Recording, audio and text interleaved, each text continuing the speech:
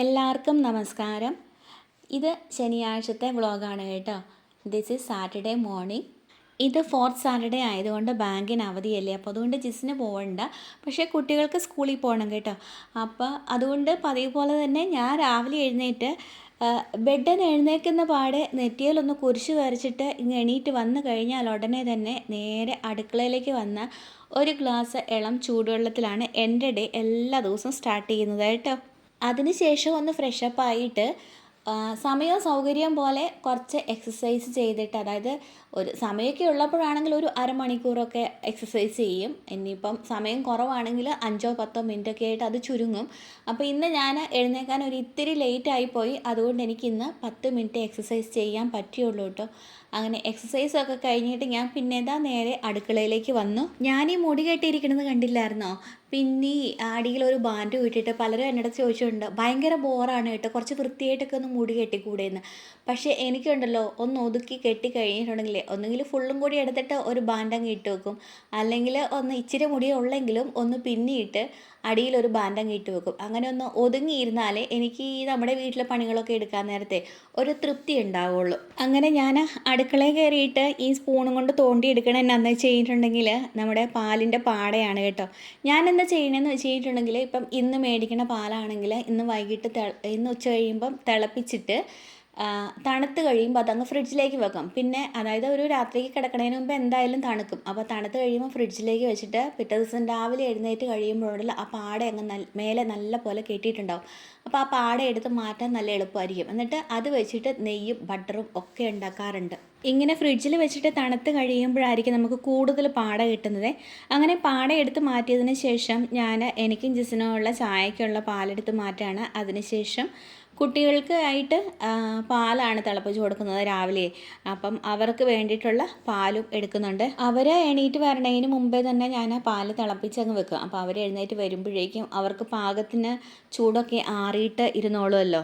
ഞാൻ ചായ കുടി കഴിഞ്ഞിട്ടായിരിക്കും പിന്നെ ബാക്കി അടുക്കളയിലെ പണികളൊക്കെ തുടങ്ങുന്നത് കേട്ടോ. ചില സമയത്ത് ചായ അടുപ്പത്ത് വെക്കുമ്പോൾ തന്നെ ചോറ് അടുപ്പത്തിട്ടുണ്ടാവും. അല്ലെങ്കിൽ ചായ കുടി കഴിയുമ്പോഴായിരിക്കും ചോറ് ഒക്കെ വെക്കുന്നത്, ചോറും ബാക്കി ഭക്ഷണങ്ങളൊക്കെ വെക്കുന്നത്. ഞാൻ കുക്കറിനകത്താണ് ചോറ് വെക്കുന്നത്, അതുകൊണ്ട് പെട്ടെന്നായി കിട്ടിക്കോളുമല്ലോ. ഈ ചായ തിളപ്പിക്കണ നേരത്തെ ഞാൻ കുറച്ച് വെള്ളം അടുപ്പത്ത് വെച്ചിട്ടുണ്ടായിരുന്നു തിളയ്ക്കാനായിട്ട്. അപ്പോൾ ചൂടുവെള്ളം ഇടയ്ക്ക് കുടിക്കണമെങ്കിൽ ഞാൻ സാധാരണ തിളപ്പിച്ചിട്ട് ഫ്ലാസ്കിൽ വെക്കാറാണ് പതിവേ. അങ്ങനെ ചായ കൂടി കഴിഞ്ഞതിന് ശേഷം ഞാൻ ബ്രേക്ക്ഫാസ്റ്റിനുള്ള പണി തുടങ്ങി. അപ്പോൾ ഇന്ന് ഞാൻ ബ്രേക്ക്ഫാസ്റ്റ് വെക്കുന്നത് നുറുക്ക് ഗോതമ്പിൻ്റെ ഉപ്പുമാവാണ്. അത് ഞാൻ പാക്കറ്റിൽ വാങ്ങിച്ച നുറുക്ക് ഗോതമ്പായിരുന്നു. അപ്പോൾ അത് റോസ്റ്റഡ് നുറുക്ക് ഗോതമ്പായിരുന്നു കേട്ടോ. അതുകൊണ്ട് വേറെ വറക്കേണ്ട ആവശ്യമൊന്നും വന്നില്ല. അപ്പോൾ ഞാനൊരു പാനിലേക്ക് പാൻ ചൂടായി കഴിഞ്ഞപ്പോൾ കുറച്ച് നെയ്യ് ഒഴിച്ച് കൊടുത്തു. നെയ്യ്ക്ക് പകരം എണ്ണയാണെങ്കിലും കുഴപ്പമൊന്നുമില്ല.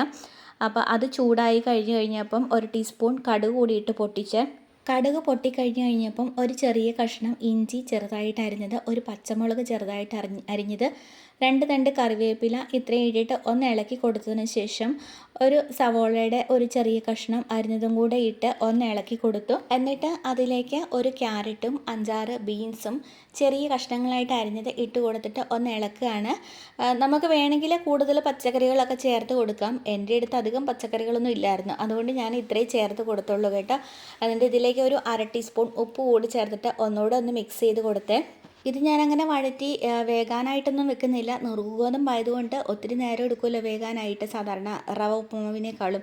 അപ്പോൾ അതിൻ്റെ കൂട്ടത്തിൽ ഈ പച്ചക്കറിയും കൂടി അങ്ങ് വെന്ത് കിട്ടിക്കോളും. അപ്പോൾ ഇതൊന്ന് ഇളക്കിയതിന് ശേഷം ഞാനിതിലേക്ക് ആവശ്യമായിട്ടുള്ള വെള്ളം ഒഴിച്ച് കൊടുക്കുകയാണ്. 2 ഗ്ലാസ് നുറുക്ക് ഗോതമ്പിന് ഞാൻ 5 ഗ്ലാസ്, അതായത് ഒരു ഗ്ലാസ്സിന് 2.5 ഗ്ലാസ് എന്ന അളവിലാണ് വെള്ളം എടുത്തിരിക്കുന്നത്. അപ്പോൾ ഇതൊന്ന് മൂടി വെച്ചിട്ട് വെള്ളം നല്ലപോലെ തിളച്ച് കഴിയുമ്പം ഈ വെള്ളത്തിൽ ഞാൻ നോക്കി കഴിഞ്ഞപ്പം ഇച്ചിരി ഉപ്പ് കുറവായിരുന്നു. വെള്ളം ടേസ്റ്റ് ചെയ്ത് നോക്കി കഴിഞ്ഞിട്ടുണ്ടെങ്കിൽ ഉപ്പ് മുമ്പിൽ നിൽക്കണം. അപ്പോൾ ഉപ്പ് കുറവായിരുന്നതുകൊണ്ട് ഞാൻ ഒരു ടീസ്പൂണും കൂടെ ഉപ്പ് ചേർത്ത് കൊടുത്തു. എന്നിട്ട് ഞാൻ എടുത്ത് വെച്ചിരുന്ന 2 ഗ്ലാസ് നുറുക്ക് ഗോതമ്പ്, വറുത്ത നുറുക്ക് ഗോതമ്പ് ഇതിലേക്ക് ചേർത്ത് കൊടുത്തു. ഇനിയിപ്പം നമുക്ക് കിട്ടുന്ന നുറുക്ക് ഗോതമ്പ് വറക്കാത്തതാണെങ്കിൽ ഒരു പാനിലിട്ട് ഒന്ന് കളർ മാറി വരുന്നിടം വരെ ഒന്ന് വറക്കണം കേട്ടോ. അപ്പോൾ ഇത് മൂടി വെച്ചിട്ട് ഒരു ലോ ഫ്ലെയിമിലങ്ങ് ഇട്ടേക്കാണ്. ഇതിലെ വെള്ളം നല്ല പോലെ വറ്റി കഴിയുമ്പം ഇത് നല്ല പോലെ കുക്കായിട്ട് വന്നോളും. ഇടയ്ക്കൊന്ന് ഇളക്കി കൊടുക്കണം. എന്ന് വെച്ച് കഴിഞ്ഞാൽ വെള്ളം വറ്റി വരണ നേരത്തൊക്കെ ഉണ്ടല്ലോ ഇതൊന്ന് അടി പിടിക്കാനുള്ള സാധ്യതയൊക്കെ ഉണ്ട്. അപ്പം അതൊന്ന് നോക്കണം. അങ്ങനെ വെള്ളം നല്ല പോലെ വറ്റി കഴിഞ്ഞപ്പോൾ നമ്മുടെ നുറുക്ക് ഗോതമ്പ് ഉപ്പുമാവ് ഇവിടെ ഇതാ റെഡി ആയിട്ടുണ്ട്. ഇത് കണ്ടോ, നല്ല മണി പോലെ കിടക്കുന്നത്. ഇത് വേണമെങ്കിൽ പഴം കൂട്ടി കഴിക്കാം. ഞാനിവിടെ മക്കൾക്കൊക്കെ പഴം കൂട്ടിയാണ് കൊടുത്തത്. പക്ഷേ ഞാൻ പഴം കൂട്ടാതെ ചുമ്മാ കോരി കഴിക്കായിരുന്നു ചെയ്തത് കേട്ടോ. നമ്മുടെ ഉപ്പുമാവ് പോലെ അങ്ങനെ കറിയോ പഴമോ അങ്ങനെ ഒന്നും ഇല്ലെങ്കിൽ പോലും ഇത് ചുമ്മാതെ കഴിക്കാനാണെങ്കിൽ നല്ല ടേസ്റ്റാണ് കേട്ടോ. കുട്ടികൾക്ക് ഇന്ന് സ്കൂളിൽ ചോറ് കൊണ്ടുപോകണമായിരുന്നു. അപ്പോൾ അതിനായിട്ട് ഞാൻ അവർക്ക് വേണ്ടി മാത്രം കുറച്ച് മുട്ടച്ചോറാക്കി കൊടുത്തു. ഞങ്ങൾക്ക് വേണ്ടിയിട്ട് ഉച്ചയ്ക്ക് ചൂടോടെ അങ്ങ് കഴിക്കാമല്ലോ എന്ന് വിചാരിച്ച് പിന്നെ ആക്കാമെന്ന് വിചാരിച്ച്. അപ്പോൾ മുട്ടച്ചോറിൻ്റെ റെസിപ്പി ഞാൻ ഇവിടെ ഇടുന്നില്ല. ഞാൻ വേറെ ഒന്ന് ഇട്ടിട്ടുണ്ടായിരുന്നു എൻ്റെ ചാനലിൽ. ഞാനതിൻ്റെ ലിങ്ക് ഡിസ്ക്രിപ്ഷൻ ബോക്സിൽ ഇടാം. അങ്ങനെ മക്കൾ ഭക്ഷണമൊക്കെ കഴിച്ച് അവർ റെഡിയായി. ജയ്ക്കൂട്ടൻ പോകാൻ തുടങ്ങുകയാണ്. ഈ ശനിയാഴ്ചകളിൽ സ്കൂളിൽ 5ാം ക്ലാസ് വരെയുള്ള കുട്ടികൾക്ക് കളർ ഡ്രസ്സാണ് കേട്ടോ. അപ്പോൾ അതുകൊണ്ട് ജയ്ക്കൂട്ടിന് കളർ ഡ്രസ്സായിരുന്നു. അവന് കളർ ഡ്രസ്സുള്ള ദിവസങ്ങളിലാണെന്നുണ്ടെങ്കിൽ തലേദിവസം വഴക്ക് തുടങ്ങും, എനിക്ക് പാൻറ്റ് മതി എന്ന്. എനിക്ക് തോന്നുന്നു ഈ ഒരു പ്രായത്തിലുള്ള എല്ലാ ആൺകുട്ടികളുടെയും ഒരു സ്വഭാവമാണ് ഇതെന്ന് തോന്നുന്നു. പിന്നെ കുക്കൂനാണെങ്കിൽ 5ാം ക്ലാസ്സിന് മേലേക്കുള്ള കുട്ടികൾക്ക് ശനിയാഴ്ചയാണെങ്കിലും യൂണിഫോം തന്നെ വേണം. അപ്പോൾ അതുകൊണ്ട് കുക്കൂന് യൂണിഫോം ഒക്കെ ഇട്ട് അവൾക്ക് ഞാൻ മുടി കെട്ടി കൊടുക്കുകയാണ്. അപ്പോഴേക്കും സമയമായിരുന്നു കേട്ടോ, ബസ് വരാനുള്ള സമയം ആകാറായിരുന്നു. അതുകൊണ്ട് ജിസ് അവളുടെ ബാഗും എടുത്തുകൊണ്ട് പോയി. ജയ്ക്കൂട്ടനാണെങ്കിലും ബാഗൊന്നും എടുക്കാതെ ചുമ്മാ അങ്ങ് ഓടിപ്പോവുക ചെയ്ത്. അവൻ്റെ ഫ്രണ്ടിനെ കണ്ടു കഴിഞ്ഞപ്പോഴേക്കും അവൻ അങ്ങ് ഓടിപ്പോയി കേട്ടോ. അപ്പോൾ അതുകൊണ്ട് കുക്കു മുടിയൊക്കെ കഴിഞ്ഞപ്പം അവൾ അവൻ്റെ ബാഗും എടുത്തുകൊണ്ട് അങ്ങ് പോയി. എന്നിട്ട് പിന്നെ ഞങ്ങൾ ബ്രേക്ക്ഫാസ്റ്റൊക്കെ കഴിച്ച് കുറച്ച് നേരം വിശ്രമമൊക്കെ കഴിഞ്ഞിട്ട് പതുക്കെയാണ് ഞാൻ ചോറൊക്കെ അടുപ്പത്തിടുന്നത്. അപ്പോൾ ഇന്നാണെങ്കിൽ പറമ്പിൽ കാട് പറിക്കാൻ വേണ്ടി ഒരു ചേച്ചി ഉണ്ടായിരുന്നേ. അപ്പോൾ ആ ചേച്ചിക്കും ഭക്ഷണമൊക്കെ കൊടുത്തു, രാവിലെ കാപ്പി കുടിക്കാനൊക്കെ കൊടുത്തു. അതൊക്കെ കഴിഞ്ഞിട്ട് പിന്നെ ഞാൻ കുക്കറിൽ ചോറടുപ്പത്ത് ഇട്ടിട്ടുണ്ട്. അപ്പോൾ ഇന്ന് കറി വെക്കാനായിട്ട് ചക്കക്കുരു മോരും കൂടെ കറി വെക്കാമെന്ന് വിചാരിച്ചു. ചക്കയുടെ സീസണിൽ കിട്ടിയ ചക്കക്കുരു കുറേ ഞാനെടുത്ത് കൂടിനകത്ത് കെട്ടി വെച്ചിട്ടുണ്ടേ. അപ്പം അങ്ങനെ ഇടയ്ക്കിടയ്ക്ക് ഞാൻ തോരനോ കറിയോ എന്തെങ്കിലുമൊക്കെ ആക്കും. ഇവിടെ എല്ലാവർക്കും ഇഷ്ടപ്പെട്ട ഒരു സാധനം ചക്കക്കുരു. അപ്പോൾ അങ്ങനെ ഞാൻ ഇന്ന് ചക്കക്കുരു മോരും കറി വെക്കാൻ വേണ്ടിയിട്ട് ചക്കക്കുരു ചിരണ്ടിക്കൊണ്ടിരിക്കുകയാണ് കേട്ടോ. ഞാനിങ്ങനെയാണ് കേട്ടോ ചക്കക്കുരു അരിയാനൊക്കെ ഇരിക്കുന്നതേ. ഈ ഹോളിൽ വന്നിട്ട് സ്റ്റെയർ കേസിലേക്ക് അങ്ങ് കാലൊക്കെ നീട്ടി വെച്ച് നല്ല സുഖമായിട്ടിരിക്കും. വർത്താനമൊക്കെ പറഞ്ഞുകൊണ്ടോ അല്ലെങ്കിൽ ടി വിയോ മൊബൈലോ എന്തെങ്കിലുമൊക്കെ കണ്ടുകൊണ്ടൊക്കെ നല്ല സുഖമായിട്ടിരുന്നിട്ട് അങ്ങ് ചക്കക്കുരു ചിരണ്ടി എടുക്കും. ചില സമയത്ത് ഞാൻ ഈ സമയം കിട്ടുമ്പോഴൊക്കെ ചക്കക്കുരു കുറച്ച് ചിരണ്ടി എടുത്ത് വെക്കും. ചിരണ്ടിയിട്ട് എടുത്ത് കൂടിനകത്ത് കെട്ടി ഫ്രിഡ്ജിനകത്തോട്ട് വെക്കും. അപ്പം നമുക്ക് ആവശ്യമുള്ളപ്പോഴേ തോരൻ വെക്കാനോ കറി വെക്കാനോ ഒക്കെ അതിനകത്ത് നിന്ന് എടുത്ത് കഴുകി വാരി അങ്ങ് എടുത്താൽ മതിയല്ലോ, എളുപ്പമായില്ലേ. എന്തായാലും ഇന്നത്തേനുള്ള ചക്കക്കുരു ചിരണ്ടി അരിഞ്ഞ് കഴുകി വൃത്തിയാക്കിയതിന് ശേഷം കുക്കറിലേക്ക് ഇട്ടിട്ട് ആവശ്യത്തിന്, അതായത് മുങ്ങിക്കിടക്കത്തക്ക രീതിയിൽ വെള്ളം ഒഴിച്ച് പിന്നെ ആവശ്യത്തിന് ഉപ്പും ചേർത്തിട്ട് വിസിലടിക്കാനായിട്ട് അങ്ങ് വെച്ചു. ചക്കക്കുരു നല്ലപോലെ വെന്ത് ഉടഞ്ഞ് കിട്ടാൻ വേണ്ടിയിട്ട് ഞാനൊരു 5-6 വിസിലൊക്കെ അടുപ്പിക്കും കേട്ടോ. ഇതിൻ്റെ ഇടയ്ക്ക് ചോറിൻ്റെ കുക്കർ വിസിലടിച്ച് കഴിഞ്ഞപ്പോൾ ഞാൻ ഓഫ് ചെയ്തിട്ടുണ്ടായിരുന്നു. പിന്നെ അടുപ്പത്ത് വെക്കുന്ന എന്തിനാണെന്ന് വെച്ച് കഴിഞ്ഞിട്ടുണ്ടെങ്കിൽ മീൻ വറുക്കാനായിട്ട് വെക്കുകയാണ്. അപ്പോൾ പണിക്ക് വന്നിരിക്കുന്ന ചേച്ചിക്കും ചോറൊക്കെ കൊടുക്കാനുണ്ട്. അപ്പം ഞാൻ ചോറ് റെഡിയായി വരുന്നു, മീൻ അടുപ്പത്ത് വെക്കുകയാണ്. ഞാൻ പൊതുവേ മീൻ വറുക്കാറുള്ളപ്പം മീൻ വെച്ചിട്ട് ഇതുമാതിരി കറിവേപ്പില കുറച്ച് തണ്ടോടുകൂടി അങ്ങ് ഇട്ട് കൊടുത്തേക്കും. അപ്പോൾ ആ കറിവേപ്പിലയുടെ ഇതും കൂടെ വരുമ്പോഴേക്കേ നല്ല ഒരു പ്രത്യേക ടേസ്റ്റ് ആയിരിക്കുമല്ലോ. നമ്മുടെ ചക്കക്കുരുവിൻ്റെ കുക്കർ വിസിലടിച്ച് കാറ്റൊക്കെ പോയി കഴിഞ്ഞപ്പം ഇത് ഞാനിങ്ങനെ ഒരു തവി വെച്ചിട്ട് ഈ ചക്കക്കുരു ഒന്ന് ഉടച്ച് കൊടുക്കുകയാണ് കേട്ടോ. ചിലരൊക്കെ മിക്സിയിലിട്ട് അടിക്കുമെന്ന് പറയുന്നേക്കാം. ഞങ്ങൾക്കൊരു ഇത്തിരി കഷ്ണമൊക്കെ കിടക്കുന്നത് തന്നെയാണ് ഇഷ്ടം കേട്ടോ. അതുകൊണ്ട് തവി വെച്ചിട്ട് കുറച്ചൊന്ന് ഉടച്ച് കൊടുക്കും. എന്നിട്ട് ഇതിൻ്റെ അരപ്പിന് വേണ്ടിയിട്ട് ഒരു മിക്സിയുടെ ജാറിലേക്ക് 2 പിടി തേങ്ങ ചിരകിയതും ഒരു ചെറിയ കഷ്ണം ഇഞ്ചി, 5-6 പച്ചമുളക്, 2 തണ്ട് കറിവേപ്പില, 1/2 ടീസ്പൂൺ ചെറിയ ജീരകം, 1/2 ടീസ്പൂൺ മഞ്ഞൾപ്പൊടി ഇത്രയും ചേർത്തിട്ട് ആവശ്യത്തിന് വെള്ളം ഒഴിച്ചിട്ട് നല്ല പേസ്റ്റായിട്ട് അരച്ച് വെച്ചു. എന്നിട്ട് ഞാൻ ഈ കറി വെക്കുന്നത് ഒരു മൺചട്ടിക്കകത്ത് വെക്കാൻ വേണ്ടിയിട്ടാണ്. അപ്പം ഉടച്ച് വെച്ചിരുന്ന ആ ചക്കക്കുരു മൺചട്ടിക്കകത്തോട്ട് ഒഴിച്ചു കൊടുത്തു. ഇതൊന്ന് തിളച്ച് തുടങ്ങിയപ്പം റെഡിയാക്കി വെച്ചിരുന്ന അരപ്പ് ഇതിലേക്ക് ചേർത്ത് കൊടുത്തിട്ട് മിക്സിയുടെ ജാറിലേക്കുള്ളത് വടിച്ചിട്ടിട്ട് ഇച്ചിരി വെള്ളം ഒഴിച്ച് ചുറ്റിച്ചിട്ട് ഇതിലേക്ക് ഒഴിച്ചു കൊടുത്തു. എന്നിട്ട് ഇത് തിളയ്ക്കാനായിട്ട് വെച്ചു. ഈ സമയത്ത് ഞാൻ ഇവിടെ തന്നെ ഉറയൊഴിക്കുന്ന തൈരാണ് കേട്ടോ.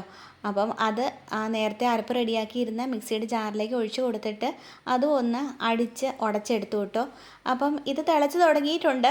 അപ്പോൾ ഇതൊന്ന് ഒരു 2-3 മിനിറ്റ് തന്നെ തിളപ്പിക്കുകയാണ്. തിളച്ച് ഒന്ന് കുറുകി വന്നോട്ടെ എന്ന് വിചാരിച്ചാണ്. എന്നിട്ട് അതൊന്ന് കുറുകി കഴിഞ്ഞപ്പം അടിച്ച് വെച്ച മോര് ഇതിലേക്ക് ചേർത്ത് കൊടുത്ത് അപ്പം തന്നെ ഞാനത് സ്റ്റൗ അങ്ങ് ഓഫ് ചെയ്ത് കൊടുത്തു കേട്ടോ. പിന്നെ തിളപ്പിക്കാനോ ചൂടാക്കാനോ ഒന്നും നിന്നില്ല. ഈ മിക്സിയുടെ ജാറിലെ മോരൊന്ന് കൈവച്ചിട്ട് വടിച്ചൊഴിച്ചു കേട്ടോ.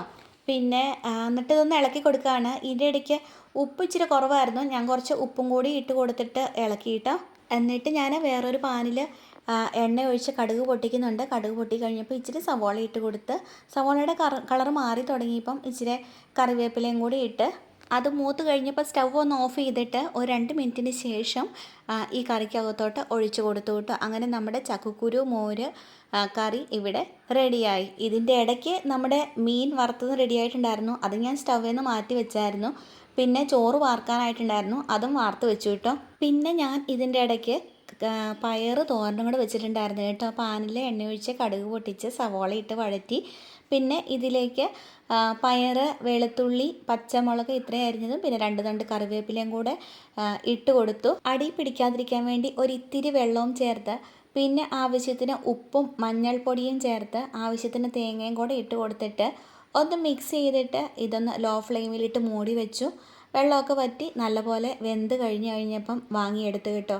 അപ്പോൾ അതിന് ശേഷം ഞങ്ങൾ ചോറുണ്ടു. പണിക്ക് വന്നിരുന്ന ചേച്ചിക്കും ചോറൊക്കെ കൊടുത്തു. ചോറൂണൊക്കെ കഴിഞ്ഞിട്ട് ഞങ്ങൾ കുറച്ച് നേരം വിശ്രമിച്ചു കേട്ടോ. അരമണിക്കൂർ നേരത്തെ വിശ്രമത്തിന് ശേഷം ഉണ്ടല്ലോ ഞാൻ എൻ്റെ അടുത്ത പണി തുടങ്ങി. കുറച്ച് റേഷനറി വാങ്ങിച്ചിട്ടുണ്ടായിരുന്നു കേട്ടോ. ഇപ്പോൾ ഓണം പ്രമാണിച്ച് 15 കിലോ റേഷനറി ഉണ്ടായിരുന്നു. അപ്പം ചാക്കരിയും പിന്നെന്താണ് കുത്തരിയും ഉണ്ടായിരുന്നു. അപ്പം ഞാൻ ഈ ചാക്കരി ഉണ്ടല്ലോ ഇതുവരെ പൊടിപ്പിച്ചിട്ടില്ല. പക്ഷേ അത് പൊടിപ്പിച്ച് പുട്ടുണ്ടാക്കാനൊക്കെ നല്ലതാണ്, നല്ല ടേസ്റ്റാണ്, നല്ല മയമുള്ള പുട്ട് കിട്ടുമെന്നൊക്കെ ഒത്തിരി പേര് പറഞ്ഞു കേട്ടിട്ടുണ്ട്. എന്നാൽ പിന്നെ അതൊന്ന് പരീക്ഷിക്കാമെന്ന് വിചാരിച്ച് ഞാനൊരു 5 കിലോ ചാക്കരിയാണ് പൊടിപ്പിച്ച് കഴിഞ്ഞിട്ടുണ്ടെങ്കിൽ 5 കിലോ ഉണ്ടെങ്കിൽ പൊടിപ്പിക്കുകയാണെങ്കിൽ ആ മില്ലിൽ നിന്ന് അവർ തന്നെ വറുത്ത് തരും കേട്ടോ. അപ്പോൾ അതുകൊണ്ട് ഇതൊരു 5-6 പ്രാവശ്യം കഴുകിയതിന് ശേഷം ഒന്ന് വെള്ളം വാലാനായിട്ട് വെക്കണം. ഞാനിത് 2 തവണയായിട്ടാണ് ഈ 5 കിലോ കഴുകി വാരി എടുത്തത്. അപ്പം ആദ്യമത്തെ ഒരു സെറ്റ് കഴുകിയതിന് ശേഷം ദാണ്ട് ഇങ്ങനെ ഒരു അരിപ്പ പാത്രത്തിലേക്ക് എടുത്ത് വെച്ച് വെള്ളം വാലാനായിട്ട്. എന്നിട്ട് അടുത്ത സെറ്റ് കഴുകി വാരി എടുത്തു കേട്ടോ. അപ്പോൾ അടുത്ത സെറ്റ് കഴുകി വാരി കഴിഞ്ഞപ്പോഴേക്കും ഉണ്ടല്ലോ അരിപ്പ പാത്രത്തിൽ വെക്കാൻ സ്ഥലമില്ലല്ലോ. അപ്പോൾ ഞാനൊരു നിലത്തെ ഒരു പാ വിരിച്ചിട്ട് ആ പായയിലേക്ക് ഒരു പഴയ ബെഡ്ഷീറ്റും കൂടെ വിരിച്ചിട്ടേ അതിലേക്ക് ഈ വെള്ളം വാലാനായിട്ട് വെച്ചിരുന്ന അരി ഉണ്ടല്ലോ അതങ്ങ് നിരത്തിയിട്ട് കൊടുത്തു. എന്നിട്ട് അടുത്ത സെറ്റ് കഴുകി വാരി അരിപ്പ പാത്രത്തിലേക്ക് ഇട്ട് കൊടുത്തു. ഇതും വെള്ളം വാലാനായിട്ടൊരു 10-15 മിനിറ്റ് വെച്ചു കേട്ടോ. അതിനുശേഷം ഞാൻ ഇതും കൂടെ നേരത്തെ നിരത്തിയിട്ടിരുന്നതല്ലേ ആ ബെഡ്ഷീറ്റിൽ അരി, അതിൻ്റെ മേലേക്ക് ഇതും കൂടി അങ്ങ് ഇട്ട് ഒന്നങ്ങ് നിരത്തി വെച്ചു. എന്നിട്ടൊരു 1 മണിക്കൂറോളം ഞാൻ ഇങ്ങനെ അങ്ങ് വെച്ചു കേട്ടോ. വെള്ളം കുറച്ചൊന്ന് തോർന്നു കഴിഞ്ഞാൽ അവർ പൊടിപ്പിച്ച് തരുള്ളൂ, അല്ലെങ്കിൽ ശരിയാവില്ല എന്നാണ് പറയുന്നത്. അപ്പോൾ അതുകൊണ്ട് ഇങ്ങനെ 1 മണിക്കൂർ നേരത്തെ തന്നെ ഇങ്ങനെ ഒന്ന് നിരത്തി വെച്ചതിന് ശേഷം ഇത് കൂടിലാക്കി ജിസിൻ്റെ അടുത്ത് കൊടുത്തു വിട്ടു പൊടിപ്പിക്കാനായിട്ട്. അവർ മില്ലിൽ നിന്ന് 5 കിലോ ഉള്ളത് കൊണ്ടേ മില്ലിൽ നിന്ന് പൊടിപ്പിച്ച വറുത്ത് തന്നോളും. അപ്പോൾ ഇത് വറുത്ത് കൊണ്ടുവന്നിട്ട് ഞാൻ പുട്ടുണ്ടാക്കിയപ്പോൾ എന്തൊരു മയമായിരുന്നറിയാമോ. അത് കുറച്ച് തരി കൂടിയ ഇതായിട്ടാണ് പൊടിച്ചത്. അപ്പോൾ നല്ല നല്ല ടേസ്റ്റായിരുന്നു ആ പുട്ടിനെ. ഇത് ജിസ് പൊടിക്കാനായിട്ട് കൊണ്ടുപോയി. അപ്പോഴേക്കും ഞാൻ കുറച്ച് അടയ്ക്ക പെറുക്കാനുണ്ടായിരുന്നു കേട്ടോ. അടയ്ക്ക പൊഴിഞ്ഞു വീണിട്ടുണ്ടായിരുന്നു. അപ്പോൾ കാട് പറിക്കാൻ വേണ്ടി വന്ന ചേച്ചിയെ ആ അടയ്ക്കൊക്കെ ഇവിടെയൊക്കെ കൂട്ടിയൊക്കെ വെച്ചിട്ടുണ്ടായിരുന്നു കേട്ടോ. അപ്പോൾ അതൊക്കെ ഒന്ന് പെറുക്കി എടുത്തേക്കാമെന്ന് വിചാരിച്ചായിരുന്നു. അപ്പോൾ 2 കവുങ്ങേ ഉള്ളൂ കേട്ടോ. അതിലൊരെണ്ണം കേടായിപ്പോയി. അപ്പോൾ അടുത്തതിൽ നിന്ന് പൊഴിഞ്ഞു വീണുണ്ട്. അപ്പോൾ അത് ഞാൻ പെറുക്കി എടുക്കുകയാണ് കേട്ടോ. ഇതൊക്കെ കഴിഞ്ഞിട്ടുണ്ടല്ലോ അപ്പോഴേക്കും കുട്ടികൾ വരാൻ നേരമായി. അപ്പോൾ കുട്ടികൾ വന്നു കഴിഞ്ഞിട്ട് ഞങ്ങൾക്കൊന്ന് പുറത്ത് പോകാനുണ്ടായിരുന്നേ. അപ്പോൾ അവർ വരുമ്പോഴേക്കും ഞാൻ ചായയൊക്കെ റെഡിയാക്കി. അവർ വന്നു കഴിഞ്ഞപ്പം അവർക്ക് കഴിക്കാനൊക്കെ കൊടുത്തു. 2 പേരും രാവിലത്തെ ഉപ്പുമാവ് ബാക്കി ഉണ്ടായിരുന്നു, അത് കഴിച്ചു. പിന്നെ ജയ്ക്കുട്ടനാണെങ്കിൽ അത് കഴിഞ്ഞിട്ട് ബിസ്ക്കറ്റ് വേണമെന്ന് പറഞ്ഞുകൊണ്ട് അതും കഴിച്ച്. ഇതെല്ലാം കഴിച്ച് എല്ലാവരും റെഡിയായിട്ട് ഞങ്ങൾ പുറത്തേക്ക് ഒരു ആവശ്യത്തിന് വേണ്ടി ഒരു ഷോപ്പിങ്ങിന് വേണ്ടിയിട്ട് പോകാനുണ്ടായിരുന്നു കേട്ടോ. അപ്പം ഞങ്ങൾ അങ്ങനെ പോയി. അപ്പോൾ ആ പോയിട്ട് വരുന്ന വഴിക്കാണ് ഞങ്ങൾ അരിപ്പൊടിയൊക്കെ വാങ്ങിച്ചുകൊണ്ട് വന്ന് അരി പൊടിച്ച് അവർ വറുത്ത് വെച്ചേക്കാമെന്ന് പറഞ്ഞിട്ടുണ്ടായിരുന്നു. അങ്ങനെ അതൊക്കെ വാങ്ങിച്ചുകൊണ്ട് വന്നു. ഷോപ്പിങ്ങൊക്കെ കഴിഞ്ഞിട്ട് വന്നു കേട്ടോ.